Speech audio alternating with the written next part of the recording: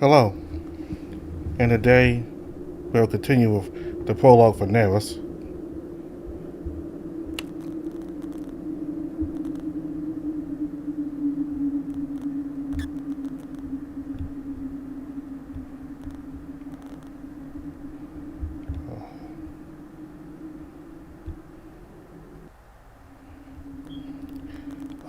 There you are.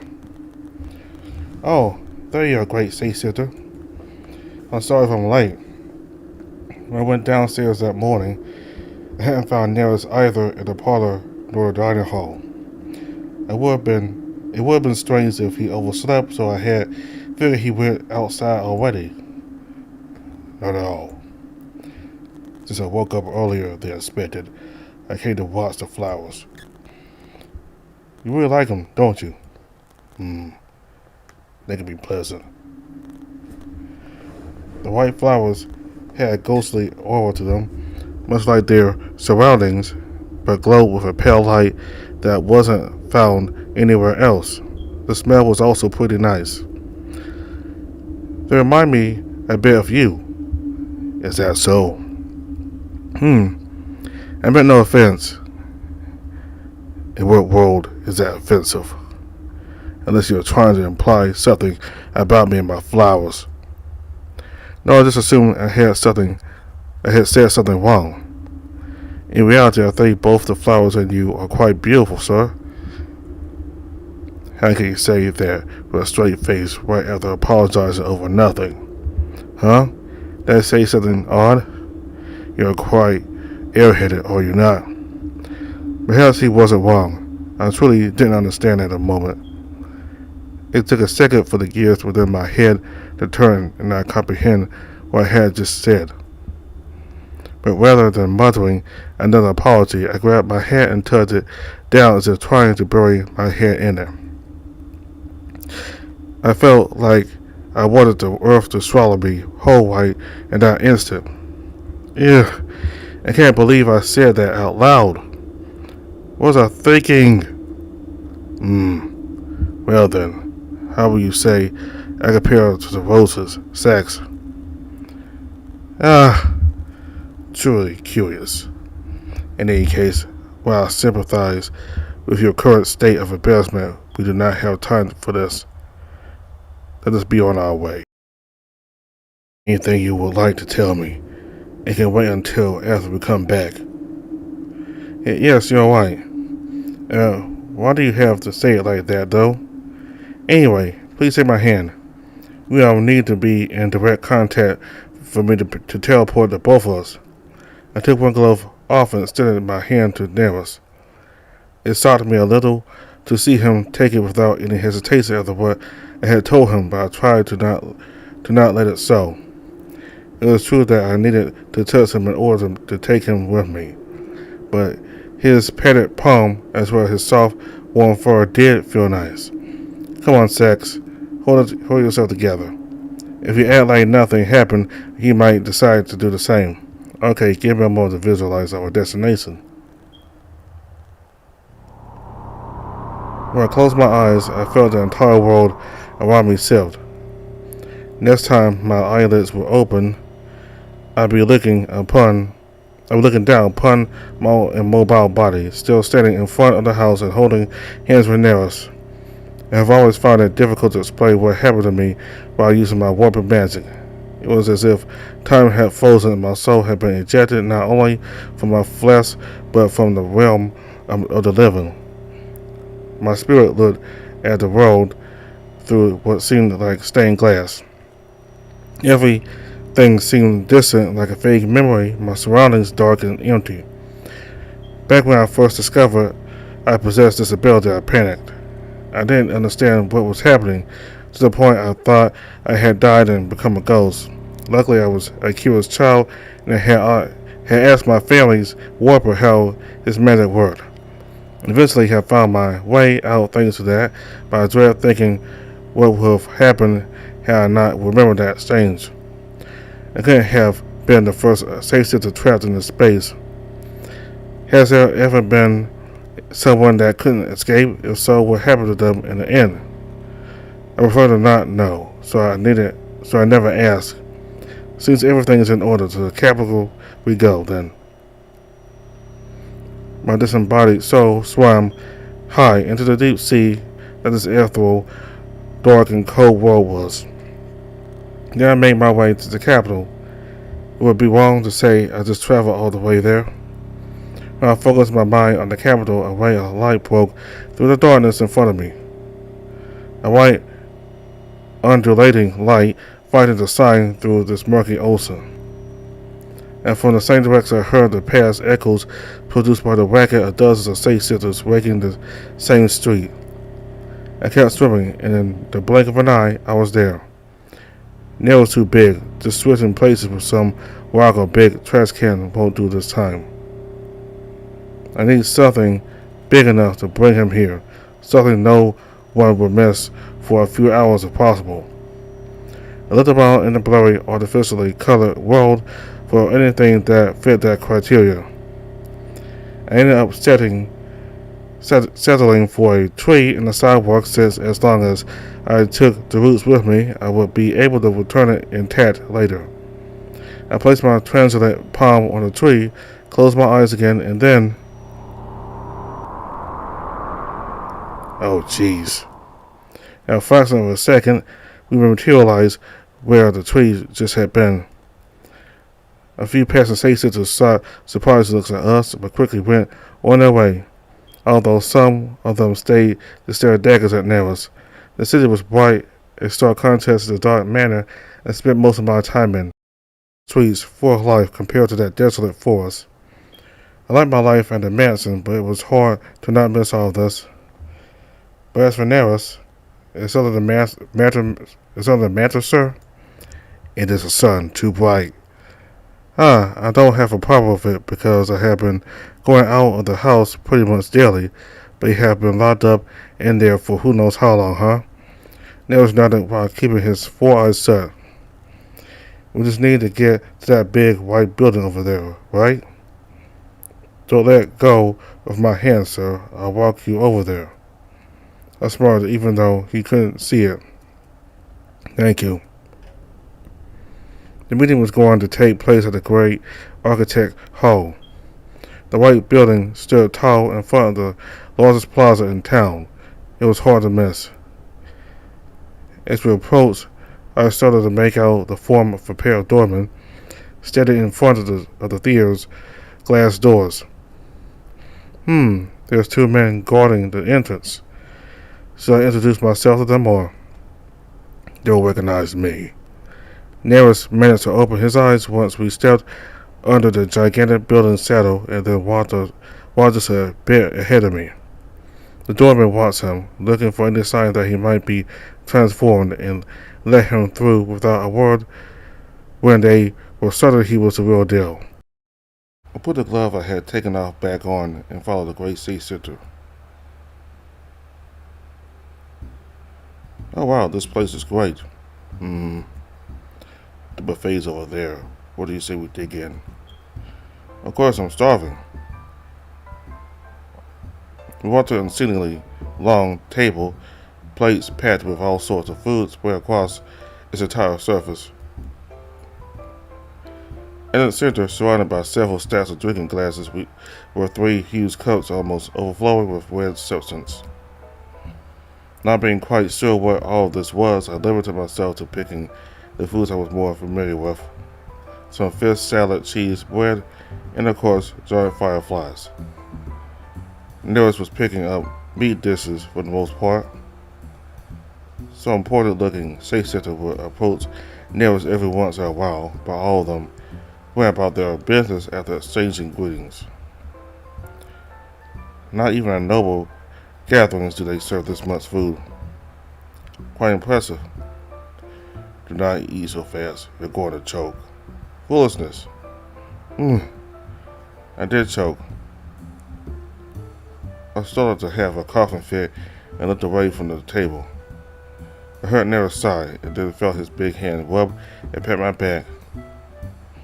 Even though I was looking down, my cheeks started feeling hot, knowing a lot of eyes must have been drawn to me due to all the noise I made.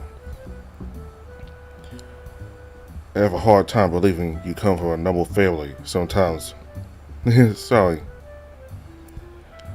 The role never fit, if you ask me. I will go look for a barracks for you. Stay put. I nodded, and with that, Nerus walked away. Getting to the center of the table took me way longer than I had estimated. Mainly because it seemed as if I couldn't move 2 steps without someone addressing me. This must was typical at gatherings like these, and that was why I disliked them to a degree. However, back then, keeping appearances was necessary to keep our people going and from losing hope. If we, the ones at the top, crumble under the pressure of the internal conflict that afflicted us, then the rest of the state systems would soon fall. To us, giving up on our God-given ordeal would mean to deny the very reason of our existence, and if it came to that, the only thing that would remain for us in the future would be utter despair. That is what I believe and what motivated me to try and play along with this farce. This attempt at convincing ourselves these were progressing smoothly. But I am getting ahead of myself. So back to the gathering. Every time someone approached me, I would say, "Good to see you are doing well." I would like to talk more, but my warper showed him some food and I was on my way to get him some punts. Let us talk more later. With a reassuring smile on my face. A sigh of relief escaped my mouth once, at long last, I reached the punch cups. I was filling that glass when someone bumped into my arm, causing me to spill some of the red liquid on myself. An eyebrow raised, the sideways on my right. Apologies for the bunch. I turned to the slender, colorful, and ill-dressed figure and forced a smile on my face. "Nominal, do not worry about this. More importantly, it is delightful to see you here. It's been long since we last met, has it not?" Nominal did not answer. I could tell he was staring right at me, though despite him lacking any distinctive eyes. I definitely do not want to deal with this right now. "Well, I would like to talk with my warper." "Big White, you got a new warper, yes?" "That is right. As I was saying, Sir, I feel better already." "Oh, am I interrupting something?" "For goodness sake." "No, not the whole sex." "Oh, also, is that punch on your suit?" I accidentally spilled some on myself. "In any event, allow me to introduce you to each other. Nominal, this is Sax, my new warper. And Sax, this is Nominal. You might have heard of him, considering he is the leader of us safe centers." "Oh my, it is a pleasure to meet you, sir." "Do forgive me for not recognizing you while I have heard a lot about you. I didn't know what you looked like." Sax got on one knee and bowed to Nominal. The great safe center looked in his general direction, arms hanging limp from his shoulders. To me, he's looked sort of confused by the gesture. Sax, you finally. Even by safe center standards, Nominal always seemed to get off this otherworldly aura. His odd posture, stiff movements, polished speech, and above all, the lack of facial features all other safe centers possess made him an uncanny creature. The reason for this was that indeed he was the most otherworldly out of all of us. He was the only one that could contact the aliens after all. But even so, now he was speaking with an ominous tone that was uncharacteristic for him. Sax had picked up on this and looked at me as if asking what he should do. Then, Sax, is something the matter? Naruto ignored him. However, instead of turning to me in what felt like a fraction of a second. "So, what do you think?" "About what?" Naruto fell silent. Then he inclined his head and started visiting with his fingers. Don't you think he's cute? What? Oh, that was all. No need to act so scary over a compliment. But yes, I have been told I'm cute. Sorry. In any case, no, I'm surprised to see you here. What's the occasion? Was bored. Understandable, I suppose. Do you plan to partake in the activities? We'll just watch. Not interested in participating. Will there be anything besides the dancing? There will be a wrestling event too. Oh, why? The big white kept suggesting we made it a thing. And we relented. You have to admit, it is the most entertaining event at our gatherings. Maybe for you. But you always come through as champion. As surprising as this may seem to you, no. I do not think I have ever beat Nomino the times he participated. But since he will be abstaining, I will most likely win, yes. Really? I suspect it from our leader, I suppose. Thanks.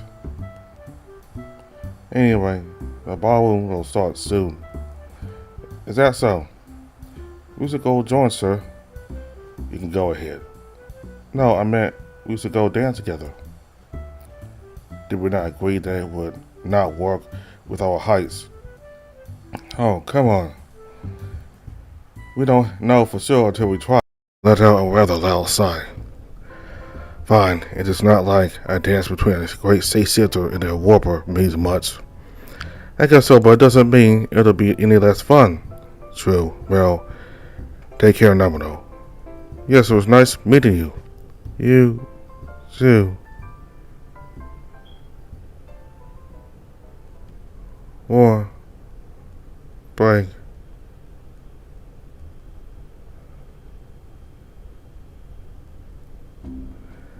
Zack grabbed me by the hand to the center of the hall. I did not resist, but looked away from the short sea-sitter the entire time. Like leaves carried by the wind, thoughts flew within my mind before consolidating into a vortex. Why am I even humoring him? I still turned him down, but doing that just doesn't feel right. He looks so happy and excited. I suppose I do not mind going along with him if he keeps smiling like that. I do not dislike how forward and carefree he is around me. I would like that not to change if possible. But I do wonder if that is all there is to it. But it has to be, right? I still do not even know him all that well. Okay, follow my lead, sir. I promise I'll make this quick. No, wait. You follow mine. Oh, okay. Let me give a single warning. I will be manhandling you quite a bit. Maybe if you had insisted the other day, we could have prepared something more elegant, but there is only so much I can do on such short notice. Fair enough. Don't worry too much about me. I'm pretty sturdy. We will see. Nerus wasn't kidding about manhandling me. When they had mentioned a ballroom event, what popped up in my head was a waltz, since that's what we danced to at home. This dance, however, was faster and a lot more dynamic than that, and they used a lot of moves I wasn't familiar with. I struggled to keep up with Nerus as he pulled me up into his chest, then down and away.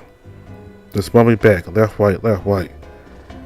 I kept up with him just fine. We were both dancing on the floor. He made sure to make small steps so I wouldn't have trouble following his pace.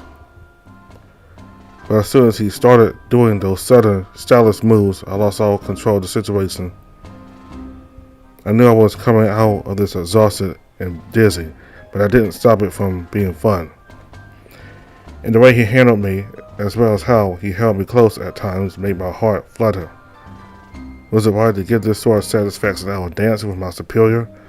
I wouldn't say so, but I didn't care. Those hands could have snapped me in half about as much resistance as a branch, but even as he was performing these sudden movements, I felt safe between them. Each time one of them wrapped behind my back and pulled me to his chest, I wished to close my eyes and remain there, basking in the gentle warmth so particular to the great State Center.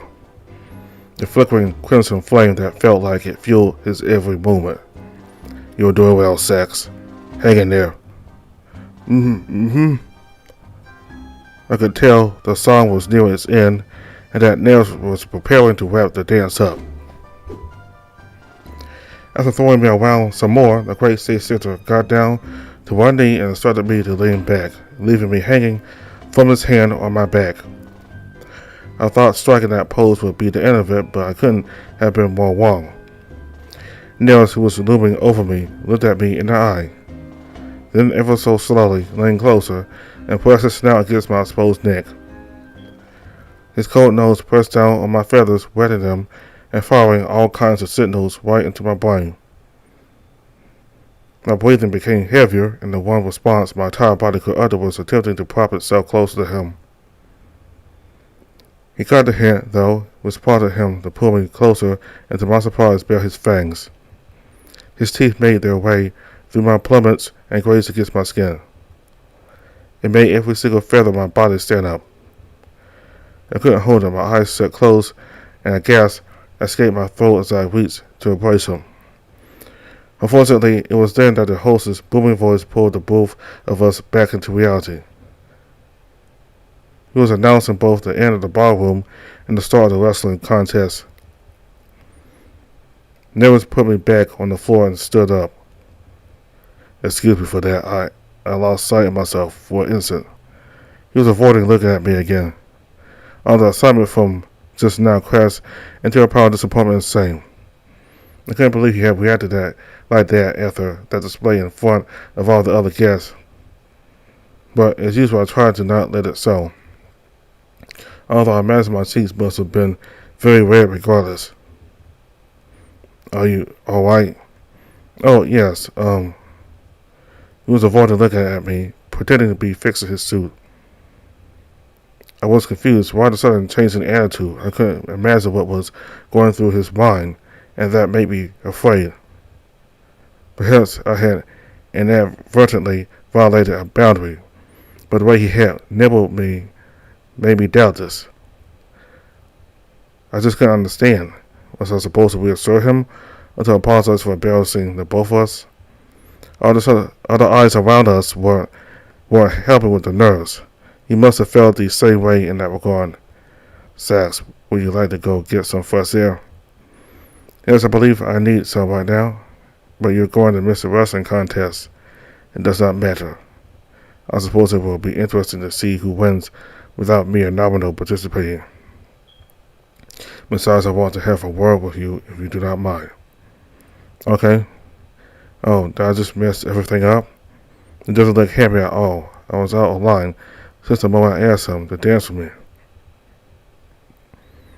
"We will be going for a walk," Nerus said to the doorman as we walked out of the hall. We spent the following 10 minutes walking around the city in silence. It was becoming unbearable.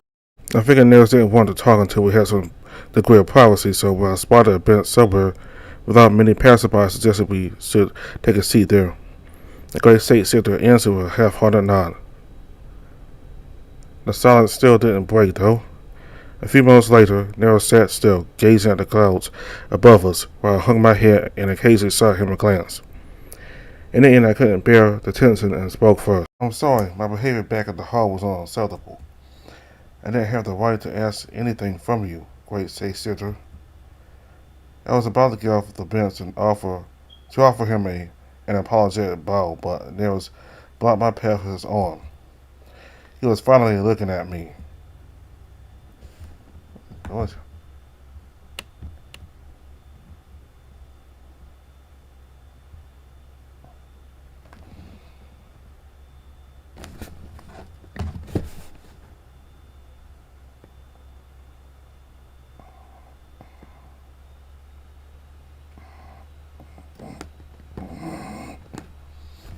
police. Still, like, in some cases. They're the victims. They're being cast in the role as deceivers. And I mean, they use Don't tell us. examples of, Jehovah. He was cast in the role as a deceiver by Satan. And like I said, there's Video from benchmark 2 minutes, 12 seconds, 23 minutes, 10 seconds. Pause.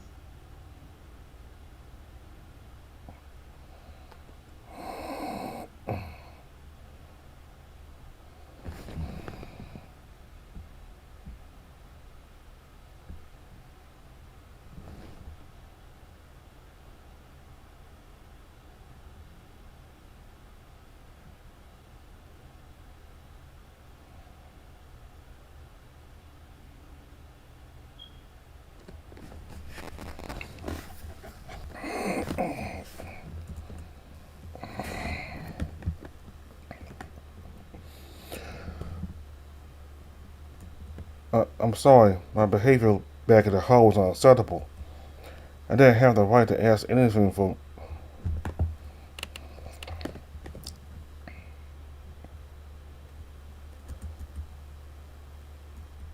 I'm sorry, my behavior back at the hall was unacceptable. I didn't have the right to ask anything from you, great safe sister. I was about to get off the bench to offer him an apologetic bow, but Nerus blocked my path with his arm. He was finally looking at me. Do you always apologize over nothing? But Sax, you did nothing to bother me. Please stop acting as if you did. It was not my intention for it to seem like that.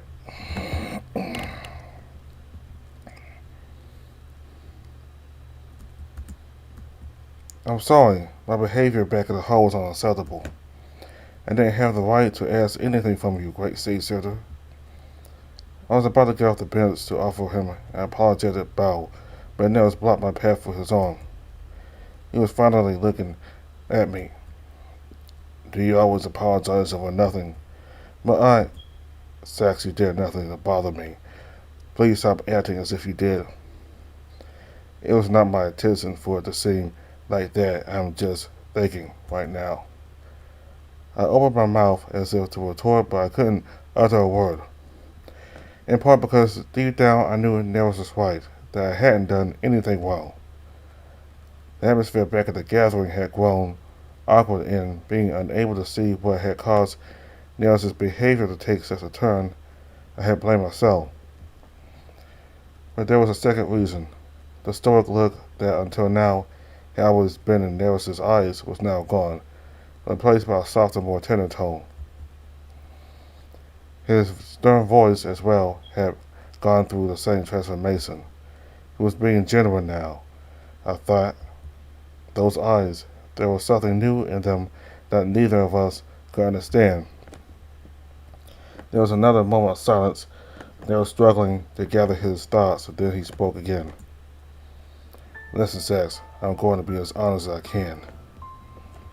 He placed his hand on my cheek, nudging me so I would face him. You are a very weird safe sitter. Okay? I mean it as a compliment. We safe sitters weren't born equal. Every single one of us is bound to the role granted to us by God. As said, role manifests itself through the magic we were born with, yes? And in that way, there exists the appropriate way for us to behave depending on our role. Be it a stern but ultimately kind leader, or a simple servant who shouldn't involve himself in his master's business more than necessary. I'm just like you. I'm just like that, but I get the feeling that's not the case for you. It is true you still stick to formalities, but you aren't afraid of speaking your mind or being true to yourself rather than to your role. You're reading too much into it, sir. I'm clumsy, and that causes me to overstep boundaries or make mistakes. There's nothing in me as admirable as what you describe. I recognize your clumsiness plays a role in it, yes, but I still believe it is a respectable trait you have. It's a very rare thing to see in our world. His hand slid off my cheek to rest on my shoulder and said, "In any event, what am I, what am I trying to tell you, Sax, is that I could never be displeased by things such as you wanting to dance with me or complimenting me. You could have insulted me this morning, and I wouldn't have cared as long as it was genuine. You don't play the role of the proper warbler, but I'm okay with that. You don't need to censor yourself around me. I want to make that clear. I wish I could be that honest myself. I suppose that's one reason why I'm telling you all this. And the other one is nothing in particular. As I said, I want to let you know." "And you weren't mad earlier?" "No, of course not. I'm sorry if my hesitation caused your anxiety." "Oh, it was pretty awkward when the host interrupted us, but when you said you wanted to talk, I was convinced I had screwed up for real." Nerus looked away briefly and then sighed, the corner of his mouth forming a grimace. "If anything, I should apologize. It must have been scary to have me gnawing at your neck. It surprised me, but, well, I didn't mind it, honest. I suppose a warning would have been nice." The bigger sister nodded. "It will not happen again, I promise. It wasn't unpleasant at all, but now's not the best moment to bring that up. He really regrets it. Maybe I should change the topic to try to cheer him up. Let's see, all this does explain some of his odd behaviors, I suppose. Anyone would be exhausted after wearing a mask for so long. I imagine even seeing others do it is exhausting for him now. Come on, Sax. Your great Caesar is confiding his personal feelings to you. You got to say something." To be honest, I didn't even imagine you were carrying such a heavy weight all along, sir. But, if it is any consolation to you, I don't think it's your role that gives Caesar's hope, but your good heart. Despite the things I did and my contempt for my family, you have only been kind to me. And I don't think that's because I'm your underling. I didn't get it at first, but do you remember the night that Noah visited? What about it? Back then, the reason you asked me if my family had harmed me was because of my reaction when you praised them. And I don't think that sort of concern comes with any role. The truth is you have a kind heart, sir. And I believe people look up to you because they realize that's how you are at your core, even if you come off as cold or grumpy. I'm trying to say you don't need to be perfect or to live up to being put on a pedestal. You shouldn't be afraid to show your true face to others. But I understand it can be scary to let others know how you feel, especially with someone in your position. So at the very least, I can always lend you an ear if you are in need. That way, you don't need to bottle things up. I would truly appreciate it. You know, I'm glad we are having a straightforward conversation when you are playing the great Caesar part. I have a hard time reading if you are having a good time or if I'm being an annoyance. I'm sorry about that, but I don't think I ever found you annoying. And that's a relief, sir. And Sax, from now on, you can start calling me sir or great Caesar. Look at him with inquisitive eyes. I would like you to start calling me Nerus, if you want. Nerus, sure. It's not that different, but it does sound catchier. Nerus. Do not repeat it like that. It sounds like you are trying to put a curse on me. Sorry. I was trying to come up with something else to say, but I was drawing a blank. Nerus had just unpacked a lot of the baggage he had been carrying all by himself for who knows how long. How could I know what was the right thing to tell him? Of course he understood this and wasn't expecting me to say more than I already had. But I still wanted to offer him any comfort I could give him. And since words wouldn't come out anymore, I proposed something different to him.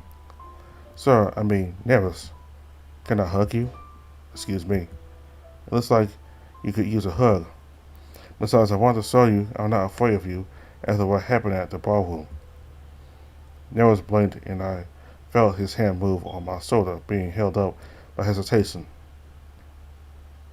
Having decided to take the initiative, I pretty much pounced at him and threw my arms around his waist.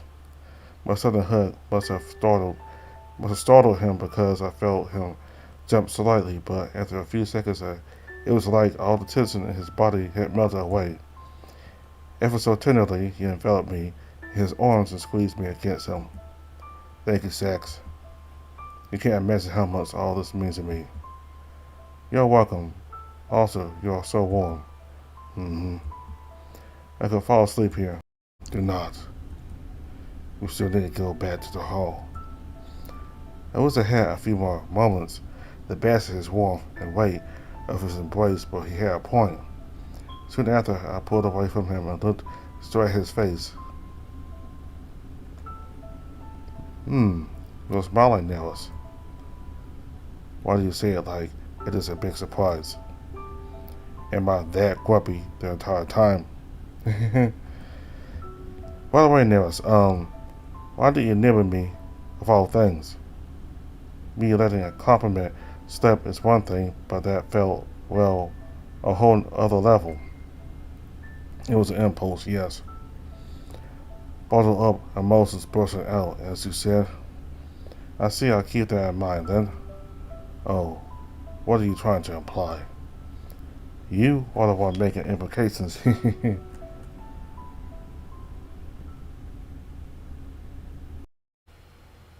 Back then, I wasn't sure what to think, what to believe.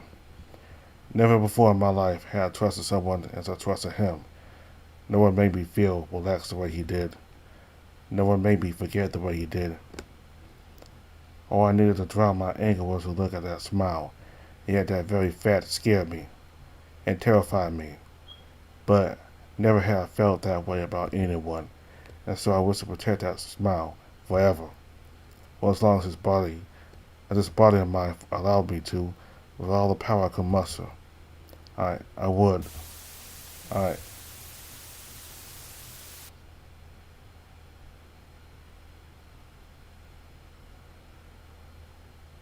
was in my dark bed chamber, facing the ceiling.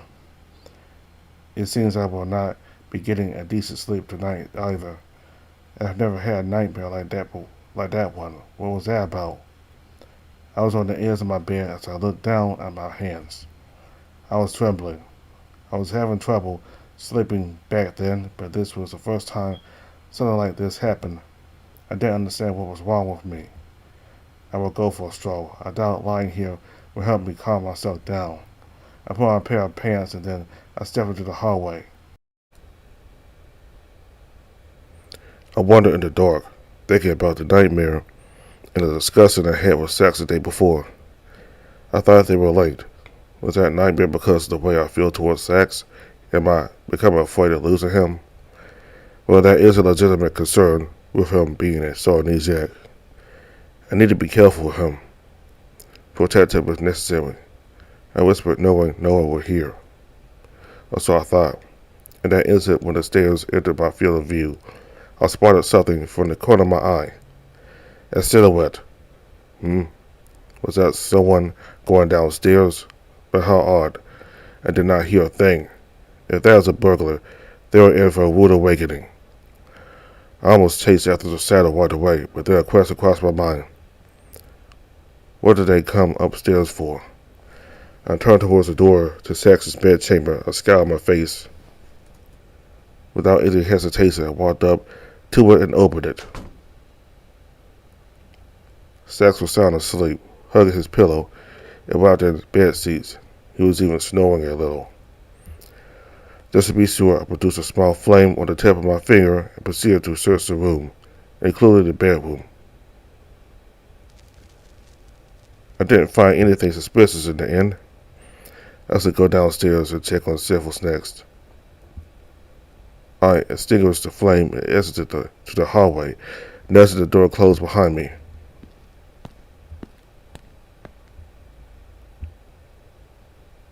When I arrived at Severus's room and confirmed he was soundly asleep as well, I repeated the same process as in Sax's room. And when I concluded no one had broken into his bedchamber, I searched the rest of the house.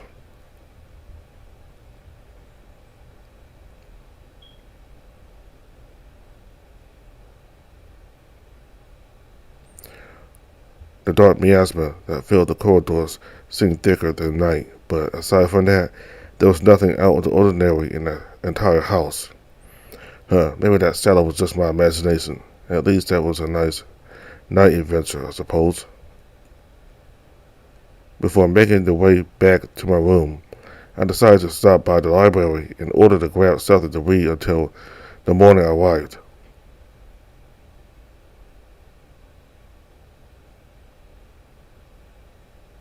I started to glance at the clock. It was almost time for breakfast to be served, so I put the book away, got dressed, and headed to the dining hall. Sax was already there when I arrived. Good morning, Sax. I sat in my usual spot at his side. Hi, Nerus. Were you sleepless again last night? How do you know? Sax closed his eyes and gave me a huge smile. Well, last night I got woken up by a ruckus in my room. When I opened my eyes, you were there. I thought I saw someone go down the stairs last night. I was worried it was an intruder, so I decided to check on you. Really? That sounds spooky. I did not find anything. The windows and doors were all locked. It must have been nothing. Unless someone walked in, that is. I thought I'd omit that detail to avoid distressing Sax, but I was able to tell from the look on his face that he had reached that same conclusion on his own. Are you serious? Gee, now I'm going to be paranoid every time I have to walk the corridors alone. I would not worry too much about it. I would not allow any misfortune to befall my warper. Phew. What's up with the flowery speech? Well, as you must be aware, as a great sea-sister, the sound of the door opening interrupted my train of thought. Severus entered the dining hall, pushing a cart full of food. Don't you want to eat with us, Severus? Sax asked him when he was laying the trays on the table. Oh no. I already had my breakfast while cooking. I see. Thank you as always, Severus. No need to thank me, master. Enjoy your food will be more than enough gratitude. Now if you'll excuse me. Breakfast transpired in silence for a couple of minutes, during which Sax seemed to be lost in thought. He wasn't talkative while we ate, but I noticed something was bothering him from his stiff expression. I was considering asking him what was in his mind when his eyes met mine, and then he turned to me with a smile on his face. You know, Nerus, you should eat more than just meat. What do you mean? Every time I see you eat, it's always meat. According to mortals, you need to have a balanced diet. Oh, don't me.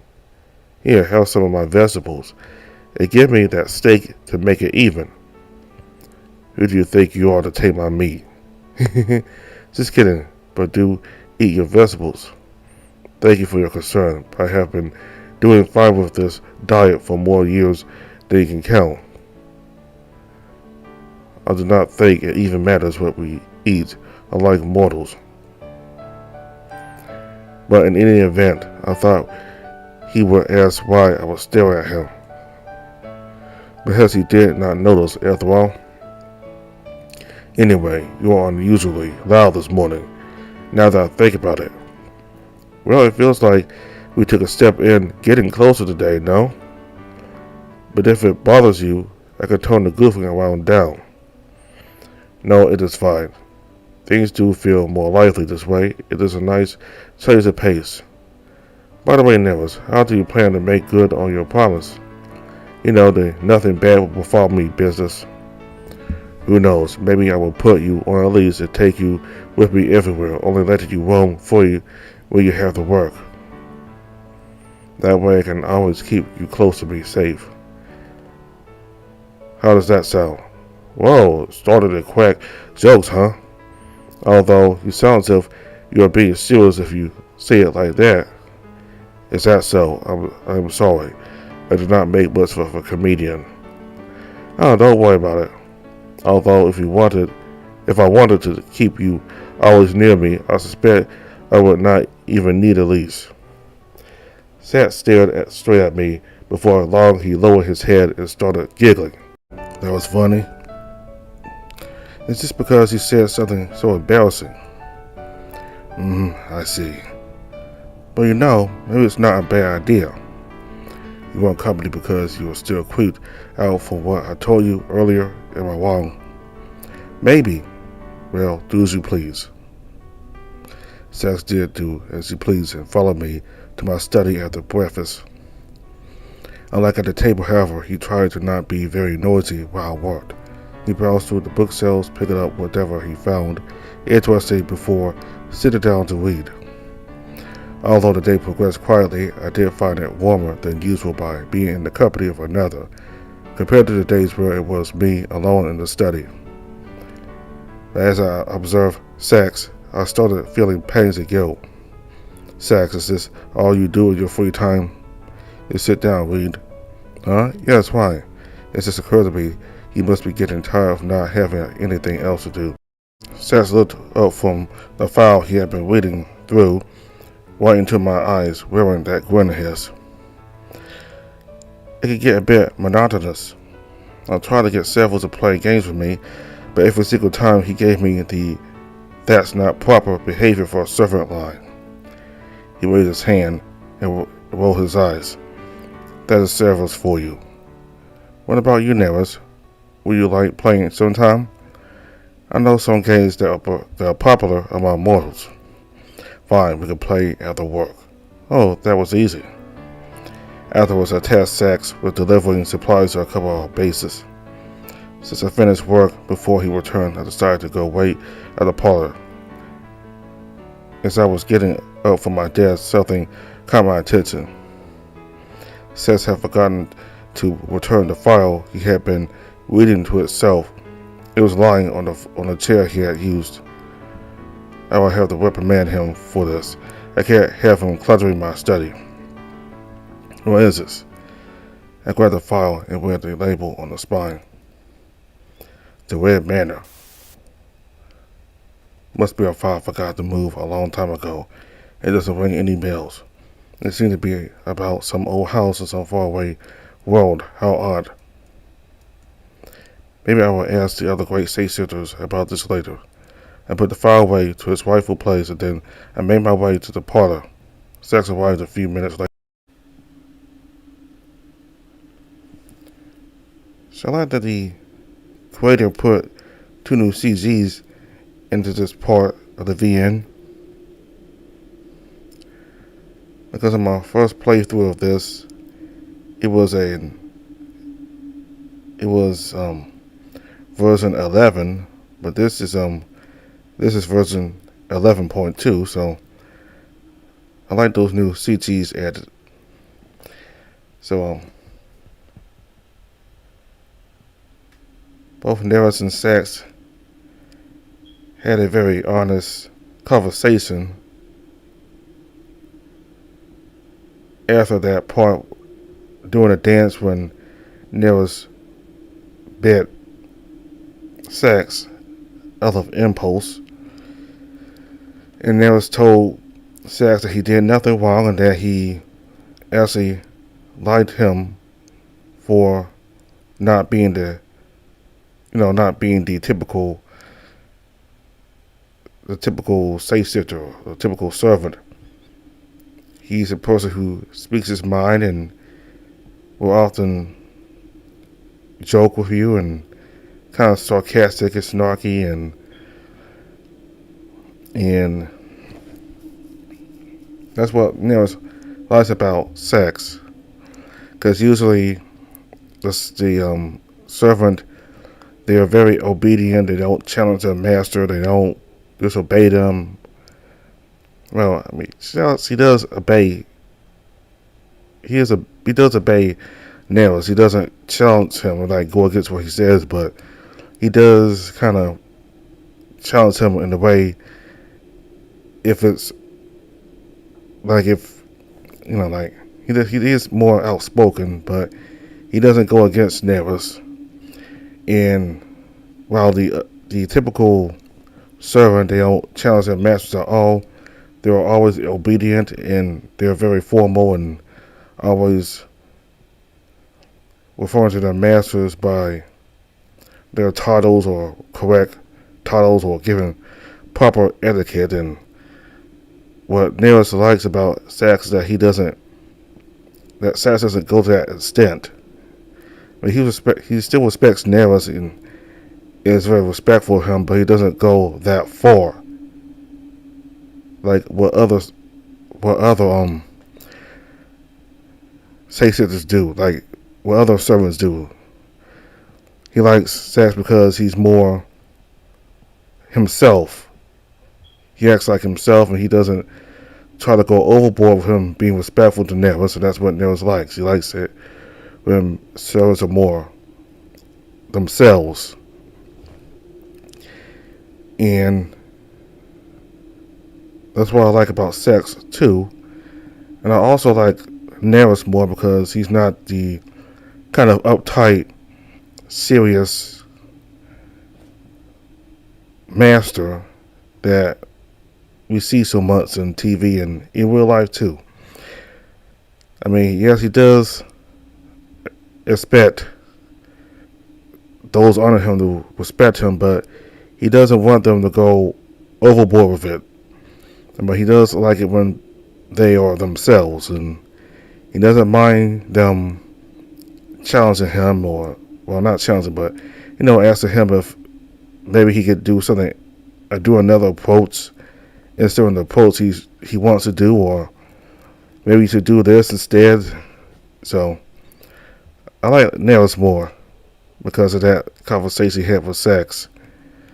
So, we'll continue with Nerus next time. So, thank you all very much for watching. Goodbye.